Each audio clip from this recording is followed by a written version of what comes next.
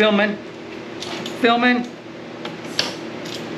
So, can you turn the fan down a click or two? You can leave it going. Just go get the fan down. Just that way so we can hear better. You don't need to hear better.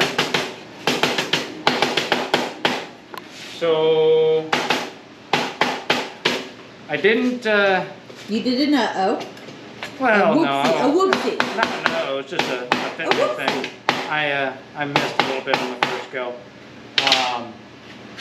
We didn't want to work on the race car. We burned ourselves out on that yesterday. It was stupid hot and we sweated to death. So decided to do something a little bit different today, and we're going to make a little more progress on the wagon. And if you watched the last video on the wagon, you know that means we're working on the inner fenders. Yay! Shocker. But this time I'm taking a completely different approach, as in I just assume I have to butcher them to make them work.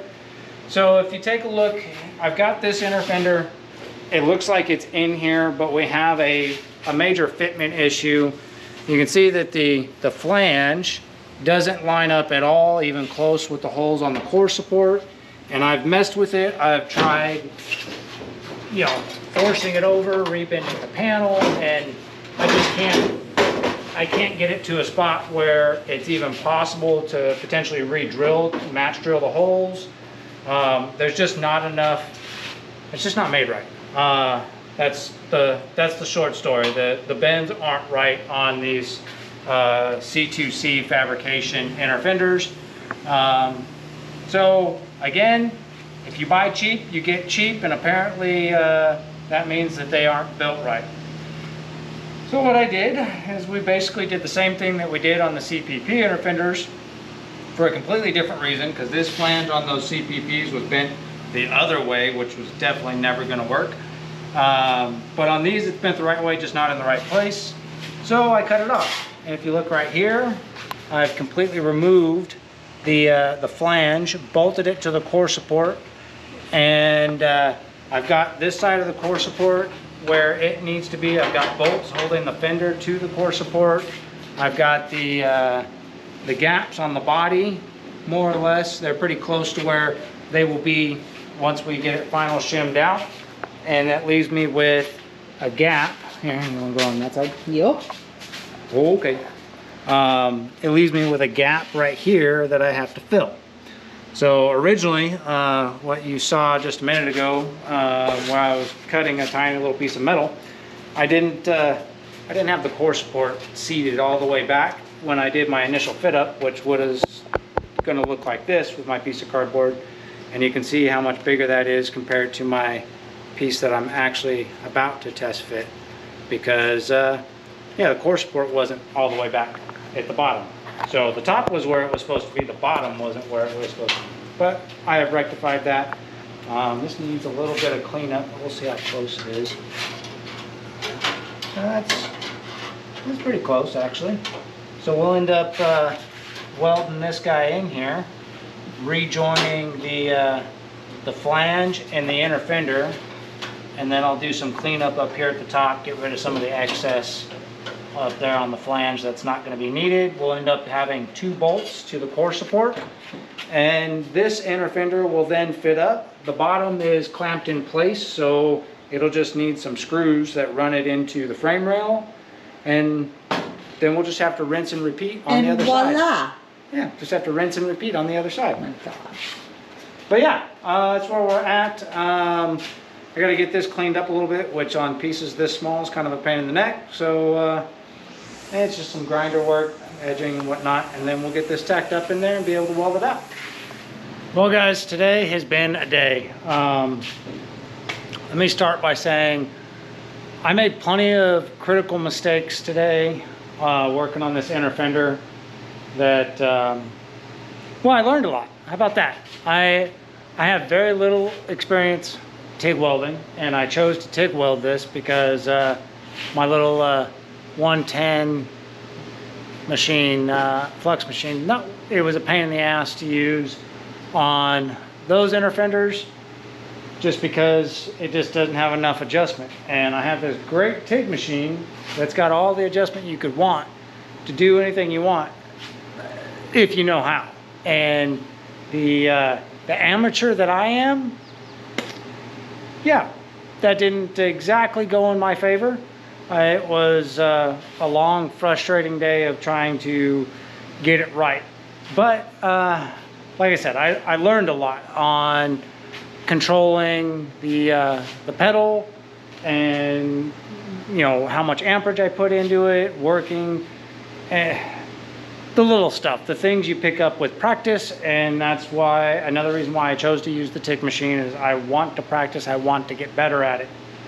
And I do know that one of the critical mistakes that absolutely killed me was when the inner fenders themselves are 19 gauge, and when I went to Tractor Supply, the closest thing they had to 19 gauge was, I don't know if you can see it. Yeah, I'm sure you're, yeah, right there. If you didn't see that, it's 22 gauge. And when I first looked at it at the store, I was like, oh yeah, that feels close enough, that should work. And then I started messing with it. And turns out 22 gauge is about half the thickness of 19 gauge. So the problem I was having was constantly, I was burning through the 22 gauge before I could even get a puddle to start forming on the 19 gauge. So I was fighting getting the two to join. And of course I did it in the hardest way possible, which was a butt joint and edge to edge, not a lap joint. If I would have lap jointed it, it might have been easier. I don't know. I didn't try lap jointing, I butt jointed it. And butt joining the 22 gauge to the 19 gauge was, I'm not good enough. That's the end of the story. I'm not good enough for doing that. But anyway, here, let me, I'll show you the end result. I'm content for now on the driver side, but we'll see how the passenger side goes. I am going to get some different metal to do the passenger side. I'm gonna find something closer to the 19 gauge, if not 19 gauge, because I know that similar metals will be much easier to work with. Well, if you don't know, with 22 gauge, you probably want around 25 to 30 amps is what you're working with, maybe even a little bit less, maybe as low as 20 amps, depending on how it goes, right? With 19 gauge, you need closer to 40 amps for it to effectively get a good puddle and not just cook the crap out of the metal without actually forming a puddle. So that was the big fight. Anyway, yeah, let me get the cameras turned around and I'll show you the end result that I'm content with for now. Okay, so just a reminder of where we started. This is the passenger side, which I didn't mess with at all today, and you can see that it's not even close to lining up. What's a good angle here? There you go. So you can see it's not even close to lining up. It needs to come over further at the top than it does at the bottom. And it also, if you look down here, it's further away right here than it is down there. So you got a pie shape that had to be put in. Over here on the driver's side, which I've already got it all cleaned up. And the weld isn't the prettiest, but it's there. And like I said, I was really fighting to get this in here and have that little pie piece of 22 gauge actually bonded to the 19 gauge. But it's there. A little more cleanup on the weld or a little filler could easily make that disappear. We got 2 bolts. That's what we ended up with. It's what I don't like about it, let's see if I can get a decent angle, is, there we go, you can really see it there. The shape I ended up with a weird bump right here.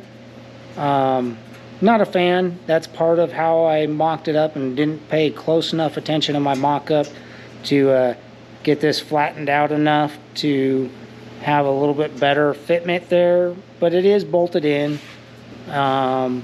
And it will work the way it is, and once there's paint on it, you probably, once it's this flat black like the core support, it probably won't be noticeable.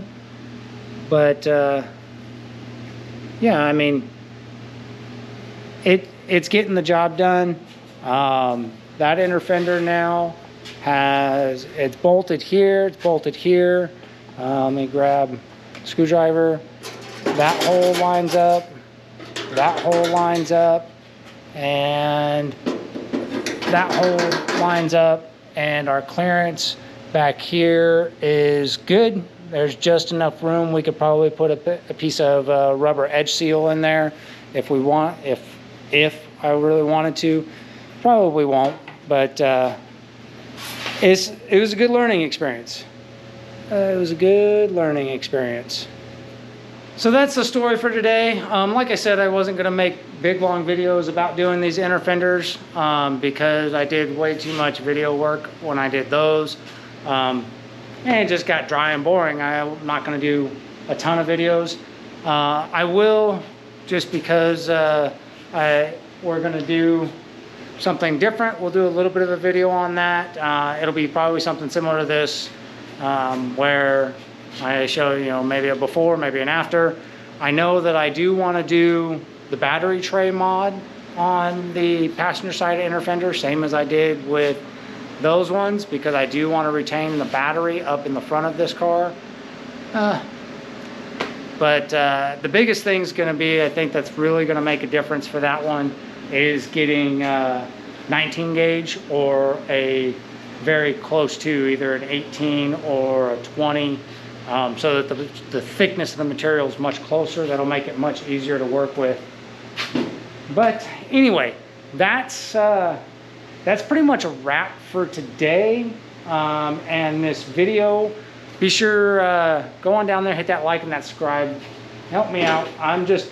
I'm like many of you, I'm just an amateur hot rod enthusiast who enjoys this stuff, and building this car has been a big learning experience along the way. Learned a lot of stuff that even though I went into it thinking I knew a good bit, I've learned a lot more along the way, especially in tackling jobs like these fabrication type jobs, which, I mean, this is pretty minor when it comes to fabrication. All I did was put a little pie chunk of metal in.